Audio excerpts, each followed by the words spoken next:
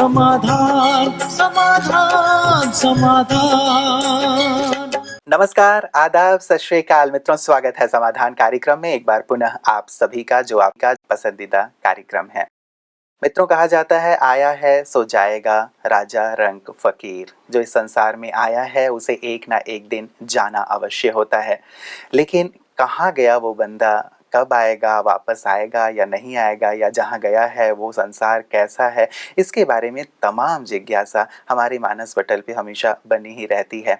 और एक वर्ग ऐसा भी है जिसकी कल हम चर्चा कर रहे थे, जो ये मानता ही नहीं कि आत्मा नाम की कोई चीज है या ऐसा अलग कोई संसार भी है। जो कुछ भी है वो यही है। इसीलिए इस पे एक प्रकाश की अत्यंत आवश्यकता है कि सचमुच सत्य क्या है, क्योंकि जब हम सत्य को जान लेते हैं तभी उसी के अनुसार आचरण करते हैं। मान्यताएं ही हमारे जीवन के हर क्रियाकलाप का आधार है। इसलिए सत्य मान्यता का होना, सत्य का जानना बहुत ज्यादा जरूरी है। इसीलिए हम परमात्मा से मांगते भी रहे हैं कि हे परमात्मा, मुझे प्रकाश दो, ज्ञान का प्रकाश दो, क्योंकि वो ज्ञान का प्रकाश ही वास्तव में हमारे जीवन को सत्य पथ पर आगे बढ़ाता है। ये प्रकाश लगातार समाधान और आदरणीय सूर्य भाई जी हमें प्रदान कर रहे हैं। आइए आज के समाधान में उनका स्वागत करते हैं और इस चर्चा को आगे बढ़ाते हैं। भ्राता जी, बहुत बहुत अभिनंदन, स्वागत है। कल की बात से ही मैं शुरुआत करना चाहूंगा भ्राता जी। जो एक वर्ग है, बुद्धिजीवी वर्ग, बहुत सारे ऐसे हैं जो इस बात को नहीं मानते हैं, आत्मा के अस्तित्व को या परलोक को। ऐसे लोगों के लिए आप क्या कहेंगे? देखिए, जो सत्य है वो तो सत्य ही है, और जो शब्द प्रचलित हैं उनका भी कहीं ना कहीं कुछ ना कुछ मीनिंग है अवश्य। परलोक, परे का लोक, ये शब्द ही इस बात को सिद्ध करता है कि परे भी कोई लोक है। भगवान को भी त्रिलोकीनाथ कहते हैं, तो लोक हैं अवश्य। रही बात बुद्धिजीवी मनुष्यों की, देखिए वैज्ञानिक या कोई भी चिंतक जहां तक चिंतन कर सकता है वो वहीं तक करता है। उसके बाद का चिंतन वो ये मान ले कि उसके बाद कुछ है ही नहीं, मतलब वो दृश्य जगत को ही मानता वो है, इसको शायद मान दृश्य लेता है। जगत जैसे को नहीं बहुत सारे मानता। धर्म पिताओं ने परमात्मा की चर्चा नहीं की, तो इसका अर्थ ये तो नहीं कि परमात्मा है नहीं, उनके बारे में उन्होंने कुछ चिंतन नहीं किया या वहां तक वो पहुंचे नहीं। ऐसे ही जो मनुष्य है या विज्ञान है, उसकी पहुंच इस जगत तक ही। आकाश, आकाश भी बहुत छोटे तक, उसके परे उसकी पहुंच नहीं है। तो कैसे माना जाए कि मनुष्य को संपूर्ण ज्ञान है? दूसरी बात मैं ये कहूंगा, विज्ञान हमेशा ही एक रिसर्च है। विज्ञान का जो ज्ञान है, इट इज नेवर परफेक्ट। आज की रिसर्च कल का इग्नोरेंस हो सकता है, वैज्ञानिक इसको मानते हैं। एक नया वैज्ञानिक आके एक नई बात सिद्ध कर सकता है, पुरानी बात सब झूठी हो सकती है जिनको आज तक वो सत्य मान रहे थे। यही बात आत्मा के बारे में है। आत्मा तो है। रही बात ये कि ब्रेन ही केवल सब कुछ करता है, ब्रेन फेल हो जाता है तो मृत्यु हो जाती है। हम पूछते हैं ऐसे लोगों से, कई यंग लोग हमने देखा बैठे बैठे अचानक मृत्यु, कोई कारण नहीं। कोई पूछे कि उसका ब्रेन क्यों फेल हो गया, वो तो 1 मिनट पहले, आधे मिनट पहले तक पूरा एक्टिव था, कोई बात ही नहीं थी। करंट चला जाता है अचानक, ऐसे कौन सा करंट चला गया देह से? तो ब्रेन क्यों फेल हुआ? क्योंकि वास्तव में आत्मा ने देह को छोड़ा। कर्म गति के अनुसार उसके कर्म पूरे हो गए उस देह के साथ, उसको छोड़ना ही था।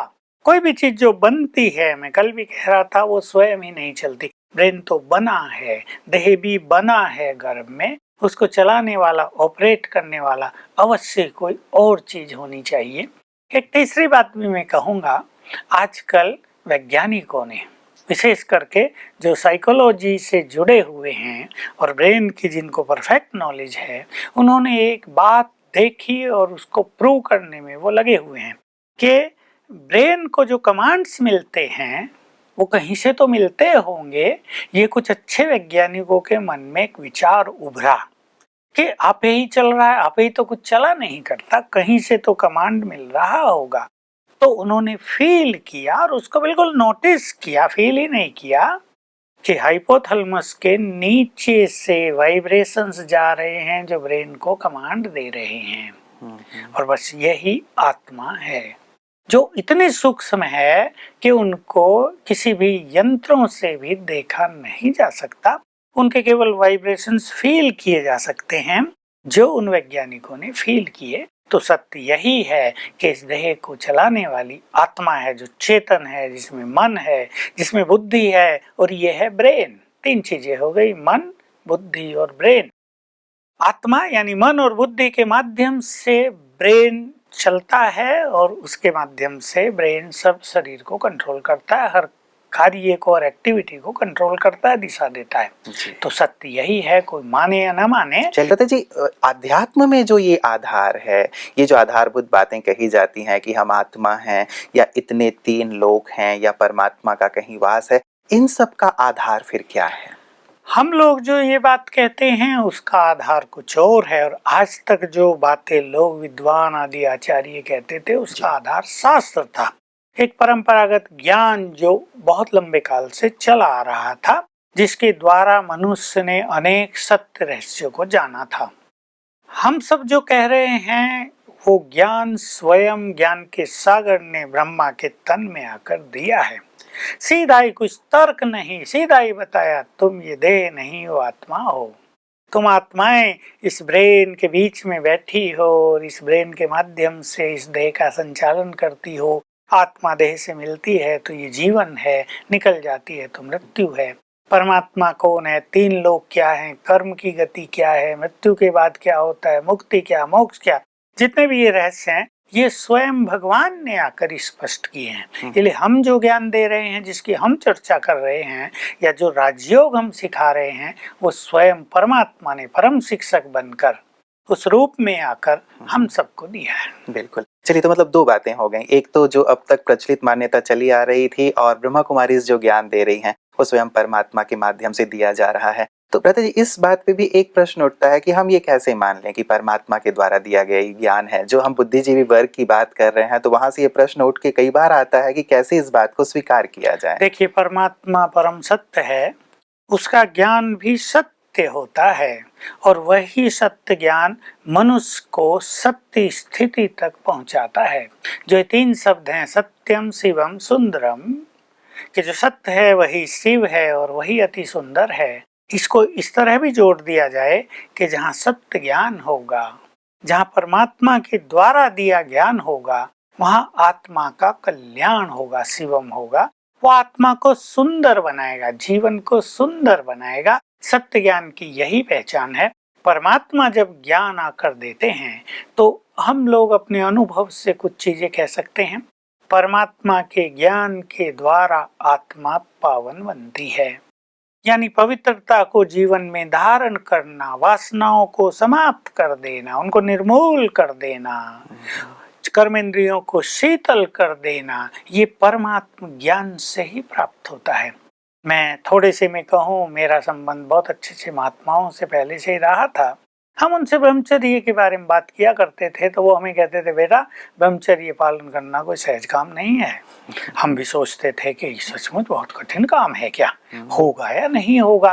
पर ईश्वरीय ज्ञान मिला, भगवान के द्वारा दिया गया ज्ञान मिला, और उसका पहला प्रूफ ये था कि ब्रह्मचर्य पालन करना it became an enjoyment of life. सहज हो गया, बिल्कुल ये नेचुरल हो गया, जीवन में गुण आने लगे।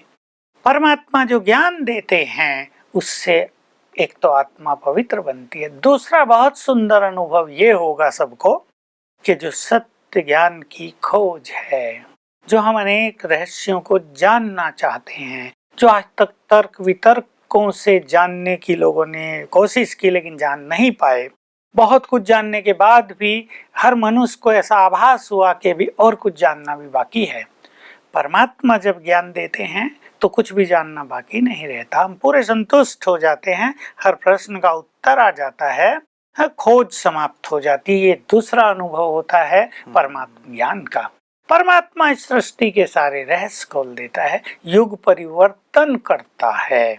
ये तीसरा उसके कार्य का, उसके आने का एक सुंदर प्रूफ होता है, युग का बदलना। और वो सब हम देख रहे हैं। जब कोई मनुष्य ज्ञान लेता है उसे पता चल जाता है, मनुष्य श्रेष्ठ कर्मों की ओर प्रवृत्त हो जाता है, यानी उसका कल्याण होने लगता है, आत्मोत्थान होने लगता है, विचार बदलने लगते हैं, संस्कार बदलने लगते हैं। ये श्रेष्ठ ज्ञान का प्रूफ होता है। दूसरा, हम भगवान को जान जाते हैं। उससे हमारा नाता हो जाता है, उससे अपनापन फील होता है। जो बोल रहा है, जो ज्ञान दे रहा है, हमने सम्मुख सुना है हजारों बार, फील होता है। कोई मनुष्य नहीं बोल रहा है, आत्मा तृप्त हो जाती है, सब जिज्ञासाएं तृप्त हो जाती हैं, चित्त शांत हो जाता है। तो हम अपने अनुभवों से भी कह सकते हैं, और ये तर्क भी हैं जिससे स्पष्ट समझ में आता है कि ज्ञान भगवान ने ही दिया है। प्रभु जी, एक विशेष बात जो हम लोग मृत्यु की बात कर रहे थे उसमें ये भी कि अलग अलग धर्म और संप्रदायों में मृत्यु के बाद की गति को लेके अलग अलग मान्यताएं हैं। मान्यताओं में ये विविधता क्यों है और सच्चाई क्या है? ये गाजियाबाद से आकांक्षा जैन जी ने हमें फोन करके ये पूछा था, क्यों अलग अलग मान्यताएं? विशेष रूप से हिंदू धर्म में पुनर्जन्म को स्वीकार किया गया है, शेष जो दो बड़े धर्म हैं उसमें नहीं किया गया है। लेकिन क्रिश्चियंस में बहुत सारी रिसर्च वहाँ के वैज्ञानिकों ने ही कर दी और ये सिद्ध कर दिया कि आत्मा का पुनर्जन्म होता है। क्योंकि एक ही जन्म हो तो फिर ये भिन्नता क्यों? कोई जन्म से ही गरीब है, तो कोई जन्म से ही बीमार है, कोई जन्म से ही कमजोर बुद्धि लिए हुए आया है। वैरायटी संस्कार्स हैं, भिन्न भिन्न तरह का संसार हमें दिखाई दे रहा है। अगर केवल एक ही जन्म होता तो सभी संपूर्ण होते, सभी सुखी होते। किसी ने कोई पाप किया ही नहीं है तो बचपन से ही लोग दुखी क्यों होते? बच्चा जन्म लेते रोता क्यों? सोचने की बात है। रो इसलिए रहा है कि उसके पीछे कहीं पूर्व जन्मों का दुख काम कर रहा है। तो कुछ धर्मों में जो ये मान्यता है कि केवल एक ही जन्म होता है, भगवान ने अब आकर उसको ठीक कर दिया कि नहीं, आत्मा पुनर्जन्म लेती रहती है तब तक जब तक कल्प का अंत ना आ जाए, और फिर भगवान इस धरा पर आते हैं और वो सभी को वापस ले जाते हैं। इसी को कई लोगों ने ये कह दिया, भगवान आकर कब्र से सबको निकालते हैं। अब सब जानते हैं कब्र में जो देह गाड़ा गया था वो तो मिट्टी में मिल गया, वो कितने साल तक उसमें जीवित रहेगा? जीवित रखने के लिए तो ममीज बनाई जाते हैं, कितना सुरक्षा करनी पड़ती है। तो वो तो 1-2 साल में वो मिट्टी में मिल गया, सड़ गल के समाप्त हो जाता है। उसको जगाने की तो बात ही नहीं है ना जी। और अगर ऐसे शरीर को जगा के उसमें रूह डाली जाए तो रूह क्या करेगी बेचारी? शरीर टूट फूट गया है तो रूह भी कहेगी मुझे निकालो इसमें से। तो वास्तव में आत्माओं को जगाने की बात होती है।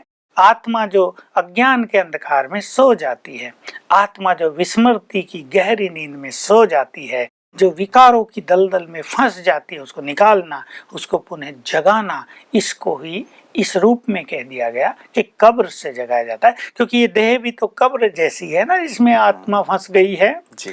इससे उसको निकाल कर पावन बनाकर परमात्मा अपने धाम वापिस ले जाते हैं। तब तक ये पुनर्जन्म होता ही रहता है। रहता जी, एक गुजरात में एक विशेष कहावत है, सूरत नु जमण और काशी नु मरण। कि सूरत में जमो, मैं भी सूरत गया था, सचमुच जमण तो बहुत जबरदस्त था वहाँ का, खूब खातरी हुई हमारी। लेकिन ये जो काशी नु मरण वाली बात है, किसी विशेष स्थान के लिए कहा जाता है कि तुम काशी में मरोगे तो तुम्हारी गति बहुत अच्छी होगी। अच्छा, मुस्लिम भाई बहनों की शायद ये मान्यता हो सकती, मक्का में यदि तुम देह का त्याग करो तुम्हारी गति बहुत अच्छी होगी। तो इसके पीछे क्या रहस्य? क्या स्थान विशेष में शरीर छोड़ने से हमारा जो परलोक है वो श्रेष्ठ होता है? सूरत का भोजन सचमुच वैरायटी बनती है। आजकल तो क्या हो गया है कि सारे देश के लोग सूरत में आ बसे हैं। उड़ीसा के लोग कई लाख हैं, तो यूपी के, बिहार के और महाराष्ट्र के और दूसरी जगह के साउथ के बहुत लोग वहाँ बस गए। तो भोजन की वो चीज़ तो नहीं रही, तो वैरायटी हो गया है। इडली भी सब जगह बनने लगी, तो डोसे भी सब जगह बनने लगे हैं। लेकिन फिर भी वहाँ के भोजन की मान्यता तो है ही। भोजन तो जहाँ जो रहता है, ये तो एक स्वाद जीभ का है। जो मनुष्य खाता है, जिसमें वो स्वाद अनुभव करता है, वही उसके लिए सुंदर है। रही बात काशी में मरने की, या जो भी जिस धर्म वालों के महान तीर्थ हैं, वहाँ देह छोड़ने से मनुष्य अवश्य उसको शुभ मानते हैं। और उसका कारण यही मान लो, कोई व्यक्ति मक्का में जाता है तो वो जैसे ही अपने देश से चलता है तो उसके विचार शुद्ध होने लगते हैं, आध्यात्मिक होने लगते हैं, पवित्र होने लगते हैं, उसको जीवन की नश्वरता का आभास होने लगता है। तो वहाँ अगर उसका शरीर छूटेगा तो निश्चित रूप से अंतिम स्थिति उसकी बहुत सुंदर रहेगी, बड़ी सात्विक रहेगी, तो गति अच्छी होगी। लेकिन जैसा कई बार होता है, ऐसे तीर्थ स्थलों पर भगदड़ मच जाती है और बहुत लोग मर जाते हैं, उसमें स्थिति अच्छी नहीं रहेगी। रही बात काशी की, भारत में ये मान्यता बहुत प्रचलित है और लोग ऐसा भी कहते हैं कि एक पाताल काशी भी है जहाँ अनेक ऋषि मुनि अब भी तपस्या कर रहे हैं। ये तो खैर लोगों की मान्यताएं हैं, लोगों का ये सूक्ष्म शरीर का लोगों को आभास होता है, उसका लोग इस तरह चित्रण कर देते हैं। तो काशी भी एक हिंदुओं के लिए पवित्र धाम है, बहुत सारे संत महात्मा वहाँ रहते हैं, बहुत सारे महापुरुषों ने आज तक वहाँ जन्म लिया। तुलसीदास जी ने रामचरितमानस वहीं लिखी, कबीरदास जी भी वहीं थे और बहुत बड़े बड़े अच्छे अच्छे लोग वहीं पर हुए हैं। तो एक अच्छा स्थान होने से अंतिम स्थिति अच्छी हो ही जाती है। और जो व्यक्ति और जगह से वहां जाएगा ये सोच करके वहां मुझे देह छोड़ना होगा, तो कुछ ना कुछ अच्छे कर्म करेगा, वहां कोई बुरे कर्म करने तो जाएगा नहीं, तो गति अच्छी हो जाएगी। लेकिन एक सुंदर रहस्य मैं अपने सभी दर्शकों को कहना चाहता हूँ, क्यों ये मान्यता प्रारंभ हुई। एक समय ऐसा भी तो रहा होगा कि वहाँ ये सब नहीं था, ये मान्यता नहीं थी, कभी न कभी शुरुआत कभी तो शुरुआत हुई होगी। जी। तो इसके पीछे जो रहस्य है वो ये है कि कलयुग के अंत में यानी कल्पांत में जब भगवान प्रथम बार प्रजापिता ब्रह्मा के तन में अपने धाम से अवतरित हुए तो वो काशी में हुए थे, इसलिए उसको शिव नगरी और उसको ऐसी धर्म भूमि कहा जाता है जहाँ से मोक्ष प्राप्त होगा। तो शिव का प्रथम अवतरण वहाँ हुआ था, उसके बाद शिव ने युग परिवर्तन का अपना कार्य संपन्न किया, इसलिए उस नगरी की बड़ी मान्यता है, उसको आध्यात्मिक नगरी कहा जाता है। आज भी उसकी इतनी मान्यता है। और आपने एक बहुत ही गहरी बात बता दी भ्राता जी कि परमात्मा का प्रथम जो अवतरण हुआ काशी में हुआ, इसीलिए शायद इतनी मान्यता काशी की है। एक विशेष बात भ्राता जी, हर एक के लिए तो ये संभव नहीं है कि वो काशी जा पाए, काबा जा पाए, अपने धर्म स्थलों पे जा पाए। तो यदि वो जहाँ पे भी है वहां ही यदि वो काशी निर्मित कर ले, मक्का निर्मित कर ले, क्या ये संभव नहीं है कि ऐसी स्थिति बना करके अब देह का त्याग? ये संभव है। कई लोग अच्छे स्थानों पर जाकर भी मनोस्थिति को अच्छी नहीं बना पाते, विषय वासनाओं में उनका मन भटकता रहता है। और कई लोग कहीं भी रहकर अपने मन को शुद्ध कर लेते हैं, अपनी वासनाओं को समाप्त कर देते हैं, उनका चित्त एकाग्र हो जाता है। तो वही स्थान उसके लिए सर्वश्रेष्ठ है जहाँ उसका मन बिल्कुल शुद्ध और पवित्र हो जाए, वही उसके लिए सबसे बड़ा धाम है। बिल्कुल। भ्राता जी, एक और बात कही जाती है कि कुछ लोग मानते हैं कि मृत्यु के बाद आत्मा तुरंत जन्म लेती है और कुछ लोग मानते हैं कि कम से कम 13 दिन वहीं रहती है। सत्य क्या है? सत्य यही है, क्योंकि जब मनुष्य देह छोड़ेगा तो उसका ममत्व क्योंकि अपने देह से और देहधारियों से, अपने रिलेटिव से बहुत ज्यादा रहता है। तो ये एक मान्यता हो गई थी कि 13 दिन में जो भिन्न भिन्न उसकी क्रियाएं थी, जो कर्मकांड थे वो संपन्न कर लिए जाएं और आत्मा चली जाए। तो इसलिए इस मान्यता के अनुसार ये सब के विचार बन गए थे। पर इसका मूल कारण है ममता। वो आत्मा वहीं पर घूमती रहती है, वो देखती है कि देह भी मेरा जल गया, अब उसको थोड़ी विरक्ति होती है, मैं क्या करूं। कभी कभी वो इस तरह की स्थिति में होते हैं, सूक्ष्म शरीर में वो होते हैं ना, तो उनको ऐसा ही लगता है मैं हूँ। बहुत देर में उनको आभास होता है, फिर वो देखते हैं उनके सगे संबंधी रो रहे थे, वो उसके आकर्षण में भी वहां रहते हैं, मोह ममता का आकर्षण। फिर धीरे धीरे सब रोना बंद कर देते हैं, रोने से क्या मिलेगा भाई। तो वो भी देखते हैं कि अब तो कोई मुझे याद नहीं कर रहा, चलो। एक तो ये कारण होता है। दूसरा कारण होते हैं हर एक के कर्म। कर्म के अनुसार कोई तुरंत जन्म ले लेते हैं, कोई 4 दिन के बाद, कोई 13 दिन के बाद। मतलब ये जरूरी नहीं है कि 13 दिन के बाद ही कोई 40 दिन के बाद, किसी को साल भी लग जाता है। इसलिए जिनके सर्वश्रेष्ठ कर्म हैं वो सेकंड में इधर से देह छोड़ा, उधर गर्भ में प्रवेश किया। एक बात और आती है कि कई लोग दिया जलाते हैं मरने के बाद कि आत्मा को रोशनी मिले, कहीं भटक ना जाए। इसका क्या रहस्य? वही कि देखिए, एक तो अंधकार अगर वहां रहता है, डेड बॉडी रहती है, तो एक भय का वातावरण छाया रहता है। दीपक जला देने से मनुष्य का भय भी कम हो जाता है। आत्मा को तो इन दीपकों की आवश्यकता नहीं होती, वो तो स्वयं प्रकाशित है।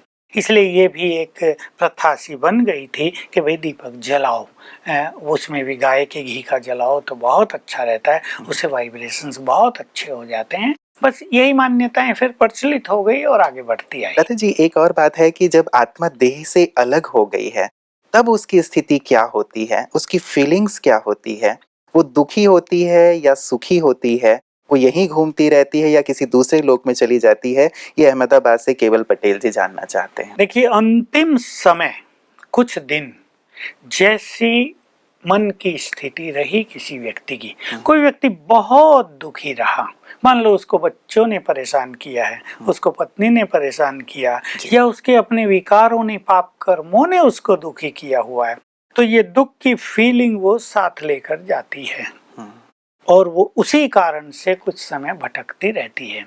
क्योंकि पुनर्जन्म होने के लिए ये आवश्यक होता है कि मन की स्थिति थोड़ी तो नॉर्मल हो। इसलिए जिस फीलिंग में वो रहा है, अब ये सोच लें 1 मास, 2 मास, 7 दिन जी। और इन सब का प्रभाव होगा अंतिम समय उसकी क्या मनोस्थिति रही है। वो बहुत पीड़ित रहा है, एकदम देह छोड़ने में उसको अत्यंत पीड़ा हुई है, तो वो पीड़ा साथ चली जाती है उसके। इसलिए वो जब तक भी सूक्ष्म शरीर में रह के स्पेस में आत्मा भटकती है, उसी फीलिंग में भटकती है। इसलिए ये भी है भारत में कि उस आत्मा के लिए कुछ ना कुछ अच्छे कर्म किए जाए, दान पुण्य किया जाए, कर्म कांड किए जाए, ताकि उसके वाइब्रेशन से उसका चित्त नॉर्मल हो जाए, थोड़ा शांत हो जाए। ये इसीलिए इन कर्म कांडों का विधान पंडितों ने, आचार्यों ने किया था। तो यही सत्य है कि जिस स्थिति में मनुष्य गया है, वो स्थिति मरने के बाद भी किसी की थोड़ा समय, किसी की लंबा समय रहती है। इसलिए ये मान्यता है कि अगर उनके कोई नहीं है, उनके लिए किसी ने कुछ नहीं किया है, तो वो आत्मा लंबा समय उस दुखों की फीलिंग में रहेगी। और उनके परिवार वालों ने उनके लिए कुछ अच्छी चीजें कर दी, तो उनके वाइब्रेशन से उनका चित्त नॉर्मल हो जाएगा। एक किताब में कहीं पे मैंने भी पढ़ा था कि जैसे आत्माएं जाती हैं तो वो लोग भी, जैसे एक सामाजिक व्यवस्था वहाँ पे भी है, कुछ जैसे रूहें वहाँ पे भी रहती हैं और वहाँ पे भी सारा सिस्टम जैसे यहाँ पे है वैसे वहाँ पे भी होता है। तो इसको हम किस रूप में समझें? ये केवल ऐसी ही कोरी कल्पना वाली बातें हैं या कुछ कोरी होता है? कल्पना तो इसको नहीं कहेंगे। जो आत्माएं यहाँ से गई, मान लो 10 आत्माएं गई, उनके भिन्न भिन्न संस्कार हैं, उनके भिन्न भिन्न विचार हैं, तो वहां तो केवल वाइब्रेशंस काम करते हैं। तो जो समान वाइब्रेशंस की आत्माएं होती हैं, वो आपस में मिल जाती हैं, उनमें अट्रैक्शन रहता है और उनका मिलन हो जाता है। तो वहां भी जैसे एक संगठन सा इन आत्माओं का रहता है कुछ समय के लिए, दोस्ती और थोड़ा कुछ वो करते रहते हैं। जी जी जी, मतलब ये बात रही कि वो लोग भी वहां पे जब तक जन्म लें, तब तक कम से कम एक दूसरे के साथ दोस्ती यारी कर लेते होंगे, ताकि अकेलापन उनको वहां पे महसूस ना हो। बहुत सारी बातें क्लियर हुई हैं व्रता जी। 1-2 चीजें शेष रह गई हैं, मैं चाहूंगा कि सचमुच इन चीजों को भी स्पष्ट करें, क्योंकि बड़ा अच्छा लग रहा है उस दुनिया के बारे में सुन करके जिसके बारे में अब तक प्रकाश नहीं था। आध्यात्मिक जगत से ही ये प्रकाश मिल सकता है। आपने जो प्रकाश दिया उसके लिए बहुत बहुत शुक्रिया। मित्रों, जैसे मैं खुश हो रहा हूँ ये सब सुन करके, क्योंकि ये प्रश्न मेरे मन में भी कहीं ना कहीं थे कि वास्तव में ये सब चीज़ें क्या हैं। क्योंकि जब से हम पैदा होते हैं हमारा संस्कार ऐसा रहा है या हमारी सामाजिक व्यवस्था ऐसी रही है कि कहीं ना कहीं ये बातें सुनने में आती रहती थी कि हम हैं कौन, कहाँ से आए हैं, कहाँ चले जाते हैं। और ये ऐसे मूलभूत प्रश्न थे जिनका कहीं से उत्तर प्राप्त हमें नहीं होता था। तो कहीं ना कहीं मन में एक कसक सी बनी रहती थी कि वास्तव में सत्य कहाँ से हमें प्राप्त होगा। बहुत भाग्यशाली हैं हम लोग कि सचमुच आदरणीय राजयोगी सूर्य भाई जी के माध्यम से और प्रजापिता ब्रह्मा कुमारीश्वरी विश्वविद्यालय के माध्यम से हमें ये सत्य प्रकाश प्राप्त हो रहा है। इन सब पे अवश्य विचार कीजिएगा कि सत्य क्या है, क्योंकि जैसे मैंने प्रारंभ में भी कहा था कि जब हमें सत्य प्राप्त हो जाता है, ज्ञान प्राप्त हो जाता है, वो ज्ञान हमारे पूरे जीवन को परिवर्तित करता है, हमारी मान्यताओं को बदल देता है, हमारे विचारों को, हमारे कर्मों को बदल देता है। और इनकी वर्तमान समय सचमुच बहुत ज्यादा आवश्यकता है, तभी हम अपने इस जीवन का भी और परलोक के जीवन का भी संपूर्ण आनंद ले पाएंगे। आपका जीवन बहुत श्रेष्ठ और सुखमय हो, परलोक भी बहुत सुखमय हो। इन्हीं शुभकामनाओं के साथ नमस्कार।